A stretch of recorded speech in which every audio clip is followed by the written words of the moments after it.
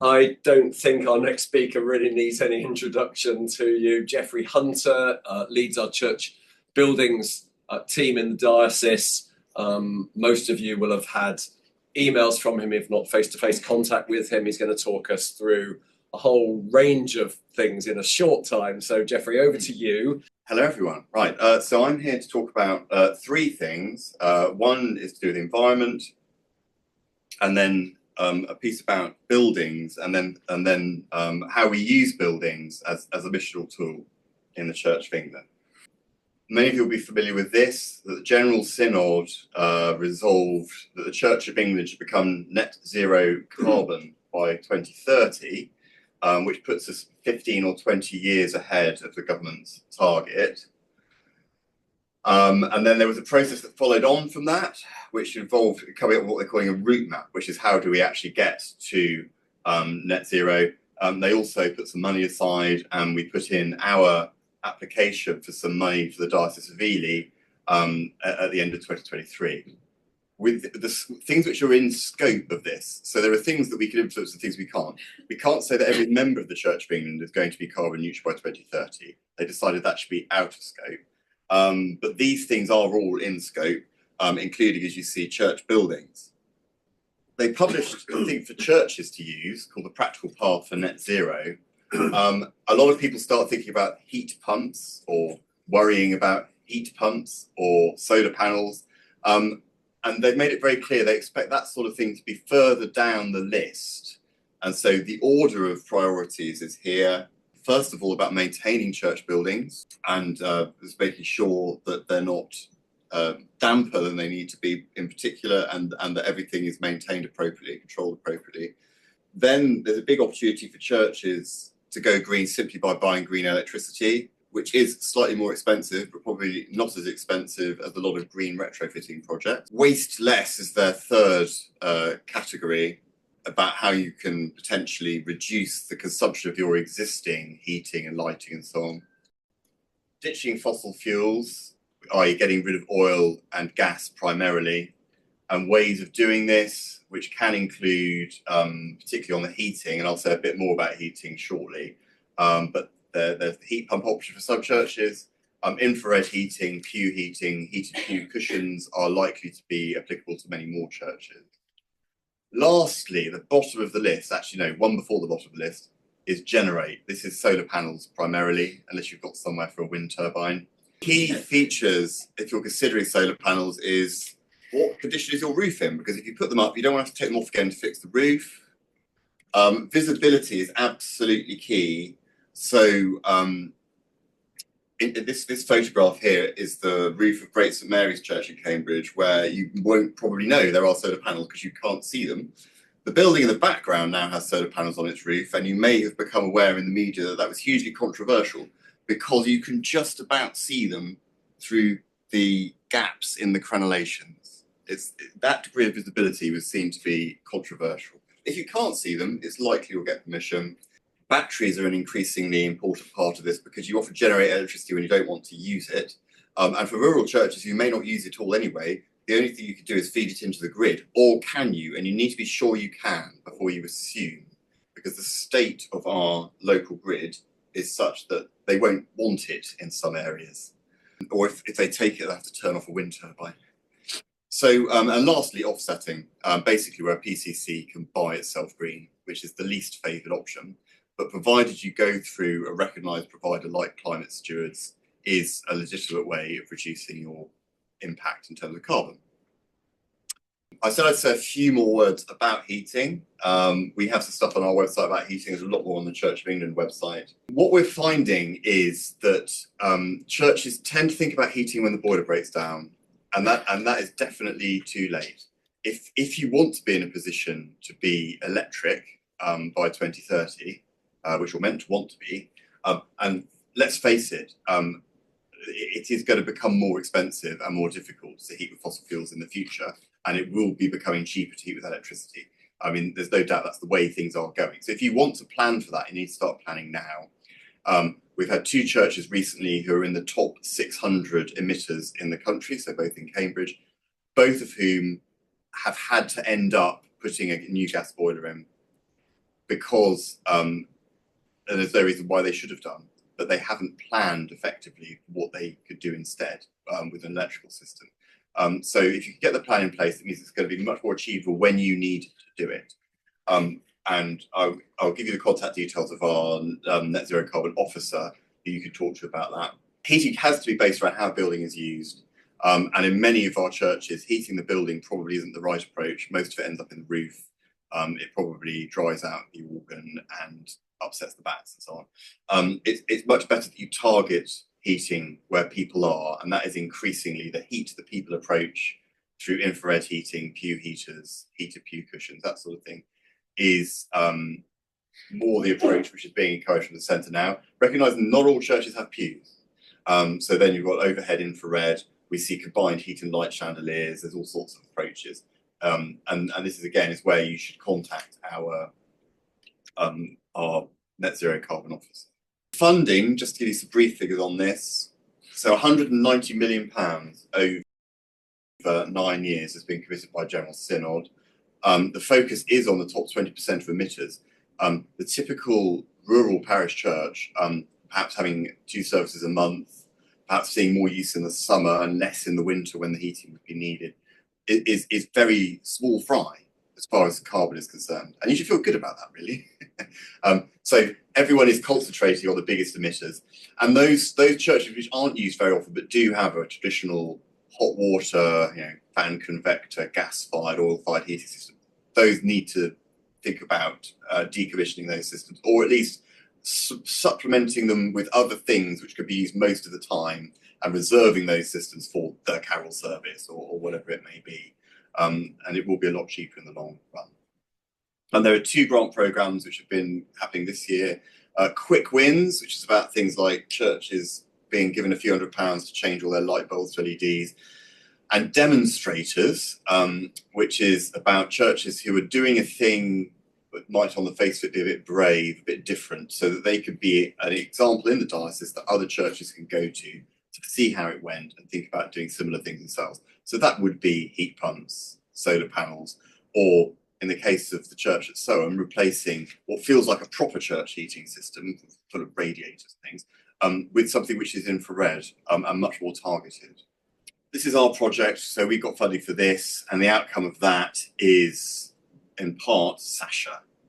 So if you have any questions or any guidance about greening your church, please do talk to Sasha Watson, who is primarily leading on that for us. I'll just say a few words on this. Churchyards are just pasture, like any other pasture, except they're not like any other pasture, because almost every other lowland field at some point, out of fear of ragwort or increasing milk yields, will have been sprayed off, and the entire biodiversity will have been lost. By and large, apart from those little dead patches you sometimes see around headstones, that hasn't happened in churchyards. And so there are a lot of species of flora which are churchyard dependent, and churchyards are actually a very important sort of survivor. Increasingly, so we see the lottery, for example, and I'll say a little bit more about the changes in the lottery in my next section.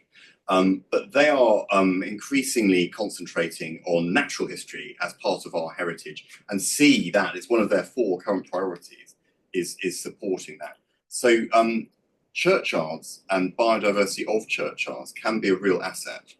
They can also be a very good way of meeting people, in that there are people who, for whatever individual reason, don't feel terribly comfortable being involved in a church building, but are still quite happy to come and cut the grass. And it's a way of making friends with people who the church otherwise couldn't make friends with. Here are some contacts. Those in Norfolk, Norfolk Wildlife Trust is very active with churchyards.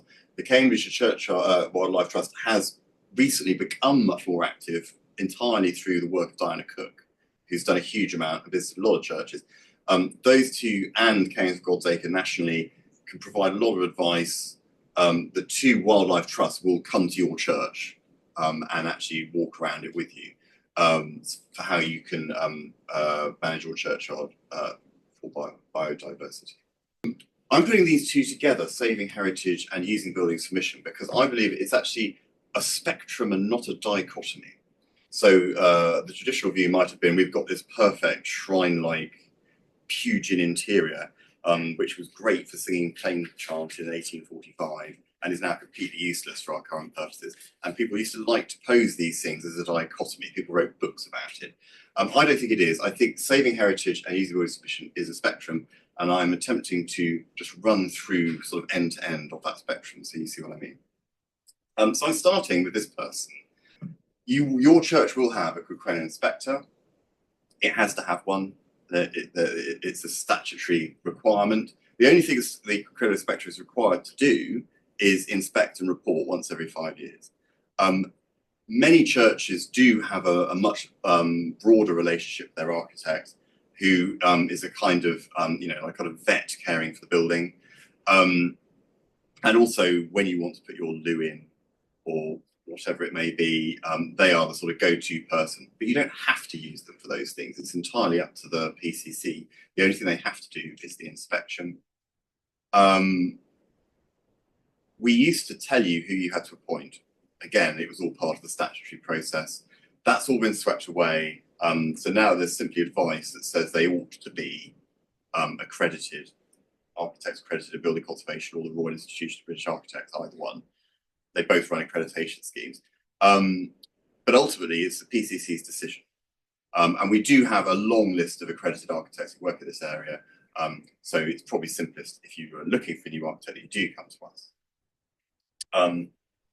And of course, we pay the fee for the inspection. Any other work would become liable to the PCC. So it's important you have that open conversation. Are we going to be charged £75 an hour for telephone calls? Or actually, have you got one of those architects who's willing to put a bid in for free? And we can't get too involved in that, but it's very important you have that conversation with your architect to find out what the build situation is for preliminary chats about that loo or whatever it may be. Heritage at risk. So this is the national acknowledgement of the importance of church buildings and the challenges of looking after them. And that is a Collie Weston slate roof, what's left of it. So this is a national register. It's nothing to do with us, except it kind of is, because we have, as officers in the diocese, if we see a church like that, and that, I mean, that is on the Heritage at Risk Register because I put it forward to go onto the Heritage at Risk Register. My colleague worked up the application and everything. They wouldn't have known about it if I hadn't told them. But nonetheless, it's a National Historic England list. And we shouldn't think being on it as a criticism. It's simply identifying a church of historic significance, which is in poor condition for whatever reason, and is therefore deserving of greater support. And when I talk about funding shortly, you will hear that there's some real benefit to that again now. If you're worried about the condition of your church building, please talk to Holly Robinson, my colleague. She's half employed by us and half by Historic England, which is the owner of the HAR, and her job is very HAR related. So if you're worried about the condition of your church, you've had a bad QI or anything, she will have read it already because she gets sent them. But so it's more likely she'll be in touch with you. But that's who Holly is, and do feel free to contact her. One of the key things stopping a church getting on the HAR is maintenance. I think a lot of people assume that there are going to be a few buckets hanging around a church because it's a medieval building, they all have to have buckets in them. This isn't really true.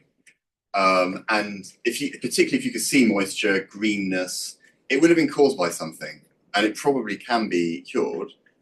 It might be quite expensive to cure it, and there may be more than one way of approaching it. But the key thing is those gutters need to be clear, and the downpipes need to be clear, and the gullies into which they run, and the drains in the churchyard need to be clear. If you manage to do that, it will go a long way to keeping the building dry. Of course, going up a ladder like that is probably not something that everyone wants to do now, and so you have to have that consideration about whether you want to have do stuff yourself or get someone in to do it, which will have a cost. Society for the Protection of Ancient Buildings has a lot of information on this, about what you can and can't, should and shouldn't do. And we have now got a couple, and hopefully it's growing, list of known contractors who do this sort of work for churches, who would be able to come and quote what they charge. Last thing here is, let's go back to this one. This church here essentially ended up in the situation it is now because the churchwarden, who used to go up into the valley gutters and sweep them out, died. He didn't have a job description. Nobody knew that's what he did. Probably no one else in the congregation would want to do it. 15 years later, the church is leaking like a sieve, full of decay, with holes in its roof, and is now closed as a church because nobody thought to try and keep going with that maintenance. And so what I'm asking for, if any of you are in churches where there has been a change like that, it won't be as extreme as this example, but where somebody who used to do something can't do it anymore, we'd like to hear about that. Not because we're going to tell you, you must do it and pay for it, but because I'm gathering evidence for nationally, really, for the Church of England about maintenance at the moment. And what I want to do is show that maintenance should have national support, because they always think of maintenance as a local thing and repairs as something you can get a grant for. And I think actually, again, they're part of the same thing. They are a spectrum. Where does maintenance stop and repair start? There's a huge grey area, and the best investment is in maintenance. And if we can get that message across and come up with any evidence to show that's the case, then maybe in the future, the lottery, the Church of England, will actually give you grants to make sure you can do that annual maintenance and pay someone to do it. That's the plan. Funding. Lots of websites. Here are 2 web links you can look at. Heritage Funding Directory. Diocese of Ely has a lot of church-specific guidance on it. This has all been compiled by Holly Robinson, my colleague. She is our primary advisor on this. There's a little list of some of the key funders with a few slightly comments next to them. Don't forget to look locally. There are often things, local trusts and small charities listed on the Charity Commission you might not even have heard about, but they will be listed by area of interest. So it could be geographical, it could be ecclesiastical. So don't forget the Charity Commission website if you when you're looking for funding. Parish council funding, this comes up very frequently, or used to. The man there is Bernard Taylor. He thought he'd sorted this out 7 years ago, but the organisation underneath, the National Association of Local Councils, was having none of it. It required a change in the law, which has now happened. So we could say categorically that a parish council, a civil parish council, can fund works to churches and churchyards, but they don't have to. But they can. So if they say they can't, they are incorrect. And you can now refer them to guidance from the National Association of Local Councils, which has finally thrown in the towel and now agrees that it is possible for parish councils, if they want to, for the amenity, community facility value of the church or churchyard, to offer money to the PCC. This is one you should be aware of. Listed Places of Worship Grant Scheme is purely about refunding VAT. It's being reviewed at the moment as part of the whole spending review the government's undertaking, and we are a little bit worried because it was introduced by Gordon Brown because churches said it's unfair we have to pay VAT when we're just repairing these buildings and they can be very expensive to repair, and all this money just going in tax. And at that time, Gordon Brown said, oh, there's nothing we could do, it's the European Union. Here's a grant scheme you can apply to get it back. So you couldn't zero rate it, so you pay it and you claim it back, and that is what this is. It was then extended in 2012 to include alterations. So if you build an extension or put in a kitchen or a loo or any of these things, that is now included in the VAT refund scheme. But it only applies to places of worship. So get your bids in by March. And indeed write to your MP if you're concerned that it shouldn't be cancelled. The headline on the National Lottery Heritage Fund, formerly known as the Heritage Lottery Fund. In that period, 2012-2017, the lottery, through a church-specific, places of worship-specific scheme, gave £30 million a year to churches. Some of you may remember those good old days. It was cancelled in 2017, and it resulted in an 80% reduction in the money going from the lottery to parish churches. They tried to skew the statistics by including cathedrals, but if you strip cathedrals out, that was the decline. They say it's because churches didn't apply. We say it's because they made it so that churches couldn't apply. Anyway, forget all of that. We now have the former Churchwarden of All Saints King's Lynn as the chair of the National Lottery Heritage Fund, and it's all changed. Once again, we're back up to 30 million a year is budgeted to go to churches. They've changed their eligibility criteria, so you're no longer expected to engage with your non-existent school or people who simply don't exist in your area. And there are essentially two programs, 10 to 250k single stage applications, and then above 250k right up into the millions, two-stage applications. But it's basically good news on the lottery. Here are their priorities. There used to be one called People Learning About Heritage, and that was the difficult one. If you're in a village of 50 people who already feel they know their heritage, the idea that you're going to be able to address a suitably diverse audience was just always a nonsense. That's gone. Saving heritage. So if your heritage at risk, that's a plus, but it's not a requirement. Protecting the environment, so bats, churchyards, etc. This is what they've done with the people learning about heritage. Inclusion, access and participation. They've made it very much broader and grayer about how you might fulfill that one. And organisational sustainability, they're very, very hot on making sure that it's not just a PCC of 3 people. They want to see that there's genuine sustainability there, either through a full complement PCC, preferably with a reasonable age profile, or working with a friends group, a village trust, very closely working with the village hall, whatever it is. They just want to see that there's organisational sustainability supporting that building in that place. And the big news is you don't have to do all of them. You could just do one and you're still eligible. But the more you can, the better. There have been, friends groups have been around for a very long time. And sometimes it has become the case that they've become the sort of tail wagging the dog and a little bit in charge and a little bit proprietorial of a church. And we are very encouraging of friends groups. And if, there's no reason why I've got Christchurch Spitalfields up there at all. But it's important they're set up from the right principles. And in some cases, friends groups came about almost as campaigning groups, sort of against the church. And that's what was happening in the 60s and 70s. We don't want that anymore. So there are basically 2 ways of arranging your friends group. One is essentially as a subcommittee of the PCC. You don't call them that, and you don't remind them of that more than you have to.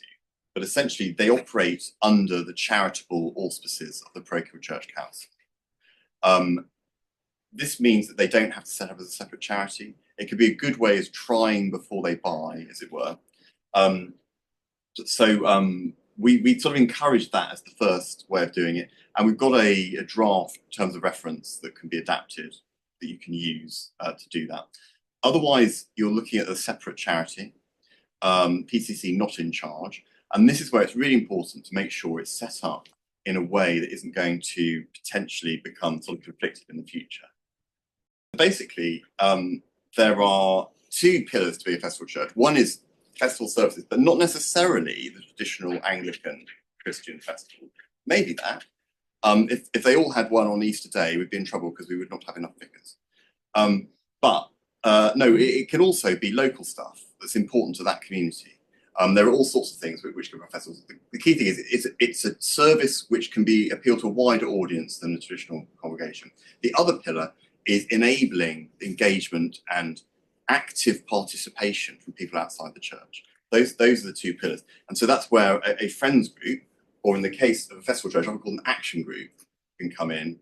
And what an action group is really is a friends group that rolls its sleeves up and actually does stuff.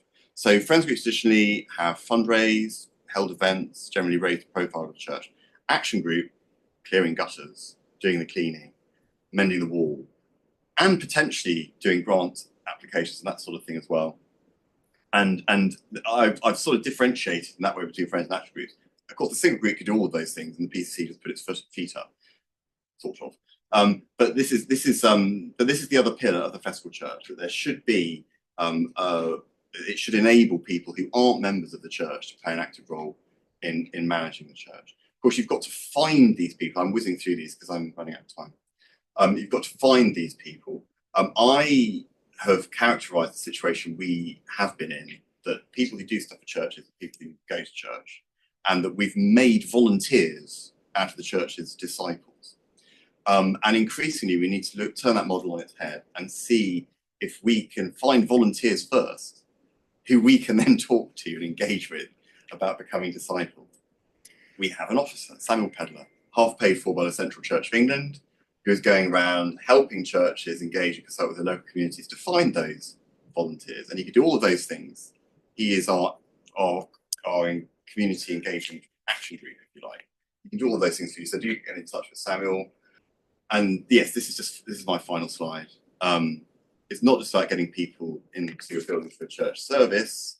The buildings have an importance to their local communities, and we need to work out how, as a church, we can leverage that to actually, for missional purposes, essentially, the importance of the church building. And that's the end of my spectrum. Thank you.